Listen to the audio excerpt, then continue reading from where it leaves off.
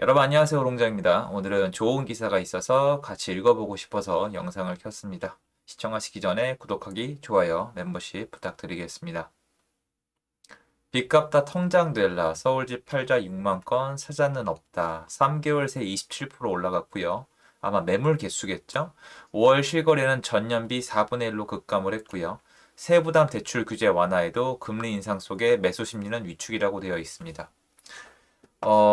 굉장히 세죠. 헤드라인이. 빚 갚다 통장 될라. 서울집 팔자 6만 건 사자는 없다. 어떤 느낌이 드세요? 저는 읽으니까 진짜 부동산 시장은 끝났다. 이제 완전 대세 하락이 시작이 됐고 지금부터 집 사면 큰일 나겠다. 투기꾼들만 어떻게든 발악을 하고 있는 것처럼 그런 느낌이 들 것 같습니다. 그리고 제 생각엔 아마 그런 의도가 있었겠죠. 그리고 저는 굉장히 잘 썼다고 생각하는 게 저라면 클릭을 해볼 것 같아요. 저라면 저도 썸네일의 차이에 따라서 이 조회수가 많이 바뀌는 걸 느끼거든요. 그래서 아마 이 정도 헤드라인에다가 또 언론사 중에 하나니까 클릭을 해보지 않을까 이런 생각이 들어서 지금 시기에 굉장히 수요가 많고 사람들에게 조금 더 자극적인 인상을 줄 수 있는 기사라고 생각을 합니다. 자, 일단 그리고 쭉 보시면은 근거가 없는 게 아니라 데이터가 다 있습니다.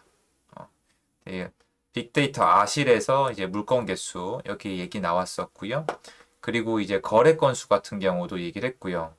지난해 5월에 4분의 1 수준이래요. 그러니까 하지만 실거래 건수는 감소세가 뚜렷하다. 서울 부동산 정보광장에 따르면 지난달 서울 아파트 매매 건수는 1194건. 지난달 서울 아파트. 지난해 5월에 4분의 1이 그쳤는데 저도 지금 읽으면서도 제가 지금 기사를 좀 여러 가지 읽었는데 여러분 지금이 6월 8일이거든요. 6월 8일이면 5월달 거래 건수가 다 나올 수가 없는데 누구시죠? 잠시만요.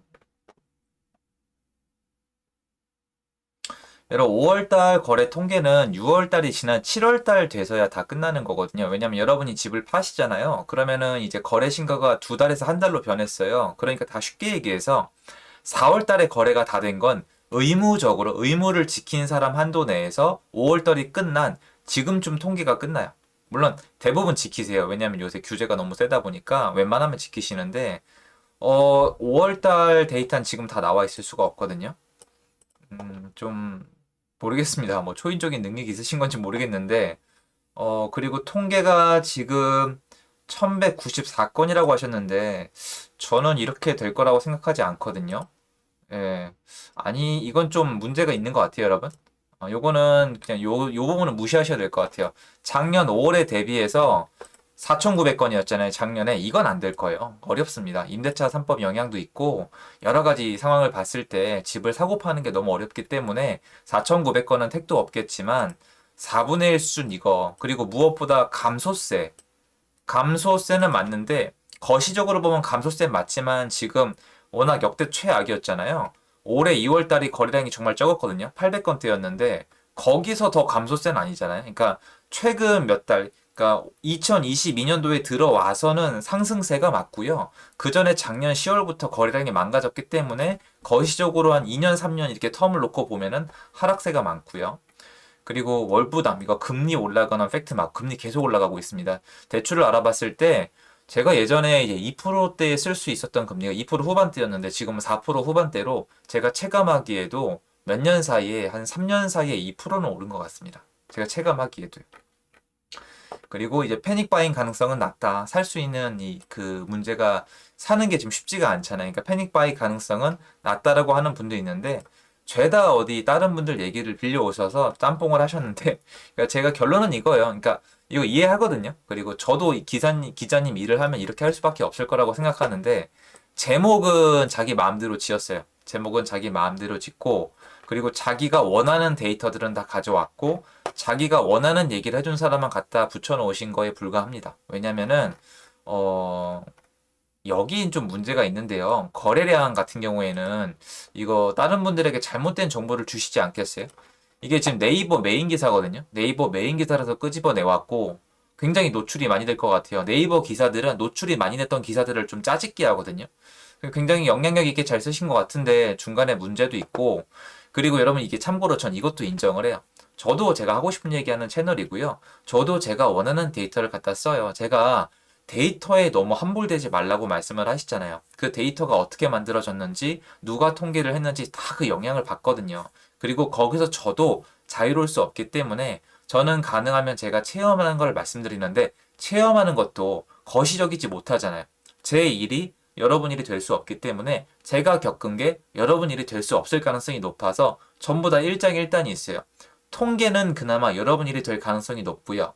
제 거래 사례나 제가 했던 일은 여러분 일이 될 가능성은 낮겠지만, 통계 같은 경우에는 그 안에 수많은 사람의 어떤 사인이 들어가면서 왜곡이 될 수 있지만, 제 사례는 왜곡이 될 가능성이 낮겠죠. 제 채널에서 제가 그대로 말씀을 드리는 거니까 이런 거를 다 알고 기사를 보시는 게 전 좋다고 생각을 하고요. 많은 분들이 제가 이거 어떻게 읽을지 그러니까 이미 다 나눠져 있어 버리잖아요. 그러니까 어른 공장 너는 무조건 상승한다고 얘기하는 애. 그냥 사자, 사자, 사자고, 최근에 시장이 안 좋았으니까 넌 틀렸다. 그러니까 이렇게만 보시는데, 일단은 부동산을 접근하는 방식이 저랑 완전 다르신 것 같고요. 그리고 일부분들은 무조건 하락한다, 하락한다고 얘기를 하시는데, 누가 좋다, 나쁘다가 아니라 왜 자꾸 수년 동안, 지난 5년 동안, 6년 동안 폭락론자랑 상승한다는 사람들이 공존할 수 있었냐면은, 여러분이 하는 패턴이 똑같아요. 내가 하락을 원하면은 하락론자한테 가서 응원을 달고, 저한테 와서 악플 다시고, 그리고 또 거꾸로 간다고 싶으면은 또 거꾸로 하시고, 이렇게 돼가고 있거든요. 그러니까 유튜브 판은 원래 그래요. 그리고 유튜브는 전부 다 익명이기 때문에 뭐든지 그냥 쉽게 쉽게 판단하시는 것 같은데, 이거는 지금 여기 뭐 팩트가 아닌 건 없어요. 뭐 아실에서 가져오셨다고 하시고 실제로 사람 이름이 다 들어갔기 때문에 맞습니다. 그리고 금리 올라가고 있는 거 맞고요. 근데 문제는 제가 여태까지 얘기했던 거랑 틀린 게 없어요, 여러분. 그렇지 않아요? 빚 갚다 통장될라. 대출이자 못 갚으면 망한다고 말씀드렸잖아요. 그리고 대출이자 못 갚을 정도로 갖다 쓰시면 잘못되는 건데요. 그건 알아두세요. 빚 갚다 통장된다 그랬는데 지금 대출이 잘 안 돼요. 많이 안 나옵니다. 집값이 전부 다 나오던 옛날도 있었는데 지금은 반 나오면 잘 나오는 거고 40% 50% 나옵니다. 40% 50% 이자도 계산을 못해서 통장이 텅 비어버린다면 그건 대출을 받는 사람이 이미 정신이 나간 겁니다. 여러분 그런 대출 받고 싶으면은 지금 한번 나가보세요, 밖에. 여러분이 10억짜리 집을 사시는데 은행 빚 갚다 망할 수 있도록 10억 중에 한 9억을 대출 받고 싶다. 나가서 한번 받아보십시오. 되나 안 되나? 안 됩니다. 그냥 안 돼요. 그냥 대놓고 그냥 안 됩니다. 서울집 팔자가 6만 건, 사자는 없다잖아요. 사자는 없다는 뭐 이해는 합니다. 살 사람이 별로 없기 때문에. 사자가 별로 없으니까 거래량이 없는 거 아니겠어요? 제가 봤을 때는 그래도 올라가는 추세가 맞다면 5월 달에는 그래도 2,000건 안팎은 돼야 된다고 생각을 하고 있거든요. 지난달에도 이제 2,000건, 경기도가 한 7, 8천 건 이렇게 얘기를 했었는데 안 됐었거든요. 근데 좀 올라가는 추세라고 좀 느끼고 있기 때문에 이거는 1194건의 두 배는 되지 않을까 생각을 하고 있는데, 여전히 사자는 없다는 맞아요. 사자는 없다. 근데 이 사자는 없다가 정확히 명확히 해야 되는데 뭐냐면 투자하기 위해서 집을 사서 전세를 놓거나 갭 투자를 할 사람들이 사자는 없다 맞는데 실수요자는 있는데 못 사고 있는 게 맞죠.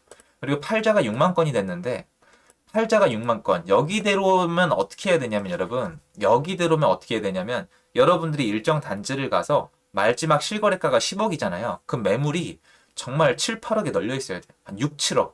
그러니까 마지막 실거래가가 10억인데 팔자는 넘치고 사자가 하나도 없잖아요. 그러면 말 이대로 가면은 매물이, 그러니까 피가 낭자해야 된다 그러잖아요. 10억인데 그 아래 호가가 한 6억, 7억까지 내려가 있는 게 정상이에요. 옛날에 그런 시장이 있었고 지금 제가 이제 해당되는 분들이 마음 아플까봐 얘기 안 하지만 지금 그런 시장이 있어요. 구축 시장은 아닌데 실제로 지금 매일매일 내려가고 있습니다. 그런 시장이 존재하는데 이거는 뭐냐면은 투자자들이 만든 시장이 있죠. 유동성 시장. 투자자들이 만든 시장에서 팔자는 사람만 넘쳐나고 사자는 사람은 없으면은 낮은 호가가 열렬히 되고요. 그거를 투자자가 받아주면서 최저가만 쭉쭉쭉쭉 빠집니다. 지금 어떻게 되고 있냐면은 실거래가 있는데 호가는 낮아지다 말아요. 그러니까 낮은 호가도 있는데 호가는 되게 상이한데 알고 보면 그 집의 컨디션도 다른데 그 매수자는 더 싸게 사고 싶은 거예요. 그러니까 거래가 안 되죠. 그러니까 동상이몽이라고 하잖아요. 지금 그런 상황이거든요. 그럼 제가 말씀드렸다시피 시장이 되게 침체돼 보이고 시장이 망한 것처럼 보이잖아요. 이거 맞는데 진짜 문제가 뭐냐면 이게 맞는데도 KB를 놓고 딱 보잖아요. KB를 놓고 딱 보면은 아파트가 작년 10월 이후로 서울이랑 경기도가 빠지지가 않았어요. 빠지지가 않았기 때문에 제가 이걸 계속 말씀을 드리는데요. 대출이자가 올라가는 건 맞지만 LTV가 잘 안 나오기 때문에 이만큼 빌리기가 어려운 상황이고 이건 개인이 얼마든지 계산을 해야 되는 의무가 있는 분야고요. 서울집 팔자가 늘어났지만 그 매물이 다 지금 출발이 되는지는 확인을 하셔야 되는데 이 증상이 4, 5, 6, 7, 4, 5, 6월 달이 좀 심해요. 4월, 그러니까 4월, 5월에 물건을 내놨다가 6월 달이 넘어가서 마음을 바꾸는 분들이 워낙 많기 때문에 확인은 해봐야 되는데 매물은 늘고 있어요. 양도세 중과 유예가가 덧붙었잖아요. 제가 느끼기에도 늘고 있는데 문제는 이래도 시세가 안 빠지고 있다는 겁니다. 무슨 말이냐면 서울집 팔자 6만 건이 여러분이 생각하는 것처럼 아, 나 좀 살려주세요. 이 집 좀 사가세요. 그냥 나 모르겠습니까? 던지는 게 아니라 자기가 다 계산을 해보니까 세금을 계산했을 때 정부의 갈 돈을 매수자한테 줘도 된다는 그런 조건? 나의 이득을 극대화하기 위한 매물이 늘어나고 있는 건데 안 팔리는 건 맞는데 이 사자가 아예 없는 건 아니라 내가 집이 꼭 필요하신 분들은 집을 살 수밖에 없는 상황이 오고 있어요. 그래서 지금 사자가 없죠. 사자가 없기 때문에 사서 전세 놓는 사람도 없고 팔자는 있는데 헐값에 던지는 사람은 굉장히 적어요. 나가보세요, 여러분 이거는. 그러면 제 얘기 다 듣고 억지스럽고 제가 하고 싶은 얘기만 하는 걸로 들리는 거 알아요. 그런데 그것까지 죄송하지만 제가 설득한 마음은 없네요. 그래서 후반기 시장 지켜보시고 흘러가는 거 쭉 보시면 되지 않을까요? 뭐 누가 맞다 틀리다 키보드 워리어 싸움 하려고 제가 영상을 키는 게 아니랍니다. 그래서 한번 지켜보시면은 이 팔자 중에 허수는 뒤로 갈수록 거칠 거고 좀 늘기는 할 텐데 전월세 시장도 문제가 있고요. 그리고 이대로 가면 임대차 3법이 문제가 아니라 전세를 공급할 사람이 없고요. 이걸 넘어서 지금 건축 현장들의 문제가 닿았기 때문에 신규 공급에도 문제가 있을 수밖에 없어요. 전체 수급이 해결 안 된 상태에서 어디로 수요를 몰든 거기가 미어 터지면 나오게 돼 있거든요. 여기서 지금 빠진 게 뭔지 아세요? 맨 밑에 나와 있긴 해요. 여기 보면은 전월세 시장. 안정되지 않았다고 하는데 전월세 값이 안정된 게 아니고요. 여러분 전월세 가격 문제가 아니고요.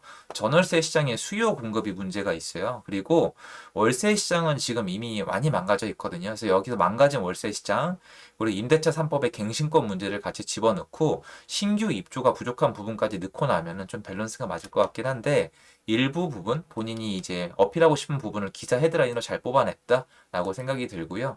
전 이게 앞으로 시장의 대세 하락이나 시장이 완전 꺾여버리거나 가격이 계속 내려간다는 거에 대한 증언이 될 수 없다라고 생각을 합니다. 그래서 전 뭐, 이런 기사가 요새 참 이슈를 많이 받는구나. 사람들이 지금 이거를 궁금해하는구나라고 생각하는 정도지 그렇게 실력 있는 기사라고 생각하지는 않습니다. 도움됐으면 좋겠고요. 제 영상 여기까지입니다. 감사합니다.